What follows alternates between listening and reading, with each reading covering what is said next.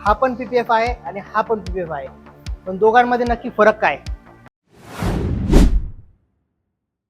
हा आहे TPH, thermoplastic hybrid film. या पीपीएफच्या काही लिमिटेशन्स आहेत, जसं की हा खूप जास्त लवकर पिवळा पडतो.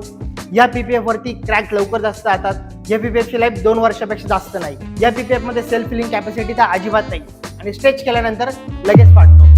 आता ही आहे टीपीयू फिल्म, थर्मोप्लास्टिक पॉलियुरेथीन.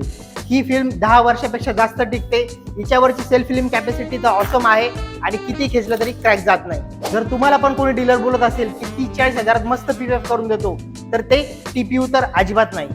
जेव्हा पण कधी तुम्ही तुमच्या गाडीवरती पीपीएफ ऍप्लिकेशन करत असाल, तर एक गोष्टीची काळजी नक्की घ्या, ती खरंच टीपीयू फिल्म आहे का. आम्ही आमच्या अभंग डिटेलिंग वर्कशॉपमध्ये एक चांगल्या कंपनीचे पीपीएफ यूज करतो, जे की पूर्णपणे टीपीयू आहे.